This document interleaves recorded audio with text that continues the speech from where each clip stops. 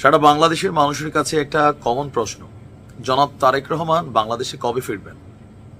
আমরা সবাই ভাবতাম যে আওয়ামী লীগ সরকারের পতনের পরপর নিশ্চয়ই 2 থেকে 3 দিনের মধ্যে জনাব তারেক রহমান দেশে ফিরবেন, কিন্তু প্রায় 7 মাস পার হয়ে গেছে, এখনো তিনি দেশে ফিরছেন না। ভয়টা কিসের? ডক্টর ইউনূস সরকারের উপর কি তিনি আস্থা রাখতে পারছেন না যে তিনি দেশে আসলে তার যে পুরনো মামলাগুলো সেগুলোর কোনো একটাতে তাকে গ্রেপ্তার করা হবে? যদি তাই না হয় তাহলে কেন জনাব তারেক রহমান দেশে ফিরছেন না? বাংলাদেশ অপেক্ষা করছে, জাতীয়তাবাদী দল অপেক্ষা করছে, কারণ এই মুহূর্তে মাঠে অন্যান্য যে রাজনৈতিক দলগুলো আছে, এনসিপি বলেন, জামাত ইসলাম বলেন বা ভিপি নুরের দল বলেন, তাদের নেতাকর্মীরা যথেষ্ট চাঙ্গা, কিন্তু তারেক রহমান দেশে পা দেওয়ার পর পরিস্থিতি কিন্তু বদলে যাবে, এটা সবাই জানে।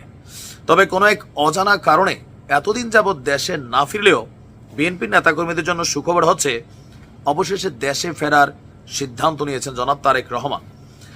প্রথমে দেশে ফিরবে বেগম খালেদা জিয়া, এর কিছুদিন পরই জনাব তারেক রহমান দেশে ফিরছেন এমন তথ্য আজকে আমরা জানলাম যুক্তরাজ্যের বিএনপির সভাপতি এম এ মালেক থেকে।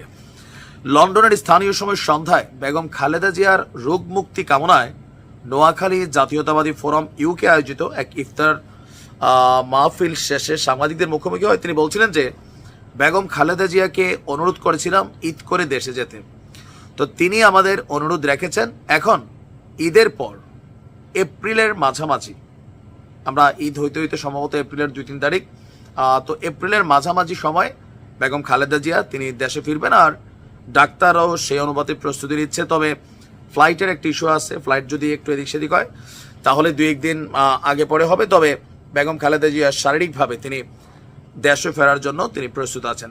বাকি হচ্ছে তারেক রহমানের ইস্যুটা। তারেক রহমানের দেশে ফেরার ব্যাপারে তার বক্তব্য হচ্ছে, আমাদের লিডারের দেশে যাওয়ার সময়টা ফিক্সড আমরা নিশ্চিত বলতে পারছি না, তবে ম্যাডাম খালেদা জিয়া যাওয়ার কিছুদিন পর তিনি দেশে ফিরবেন।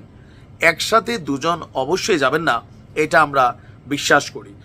এখন এই যে একসাথে না যাওয়াটা, অনেকেই ভাবছিলেন যে বেগম খালেদা জিয়ার সাথে জনাব তারেক রহমান বাংলাদেশে ফিরবেন, কিন্তু কোথাও না কোথাও বর্তমান সরকারের বিভিন্ন অ্যাক্টিভিটিস অথবা নির্বাচন ইস্যু অথবা পুরনো মামলা, মানে টোটাল প্রসেসিংটার কোথাও না কোথাও তো একটা অনাস্থার ইস্যু আছে। তবে বিএনপির যারা নেতাকর্মীরা আছেন তারা মনে করছেন যে জনাব তারেক রহমান দেশে আসবে, এই দেশে এখন কার এত বড় সাহস ওনাকে গ্রেপ্তার করে জেলে ঢুকাবে? কারণ বিএনপি দীর্ঘদিন যাবৎ মাঠের মধ্যে যেই খেলাটা দেখানোর অপেক্ষায় আছে, তারেক রহমান আসার পরে যদি ওনাকে গ্রেপ্তার করা হয় তাহলে পুরো বাংলাদেশ আরেকটা চিত্র দেখবে, এটাও কিন্তু বাস্তব।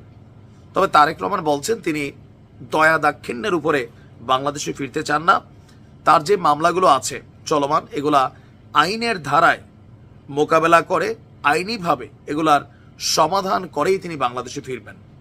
তবে কেউ কেউ বলছেন যে এখানে একটা ইস্যু আছে। এখন ইস্যু যাই থাকুক, যদি আগামী ডিসেম্বরে নির্বাচন হয়, আমরা জানি যে অক্টোবরে নির্বাচনের তফসিল ঘোষণা করা হবে, আর এখন চলছে মার্চ মাস। আমরা আশা করি যে ধরেন মে অথবা জুন জনাব তারেক রহমান 100% তিনি বাংলাদেশে ব্যাক করতে যাচ্ছেন। আর জনাব মালেক বলছিলেন যে বেগম খালেদা জিয়া যাওয়ার কিছুদিন পর, লম্বা সময় বলে নাই, মাসখানেক বলে নাই, কয়েক মাসও বলে নাই, তিনি বলছেন যে কিছু দিন। তো যেহেতু দিনের কথা বলছেন, সম্ভবত এপ্রিলের শেষ হইতে পারে, আবার মের প্রথম দিকে হতে পারে। দেখা যাক কবে ফিরবেন। ভালো থাকুন। আসসালামু আলাইকুম।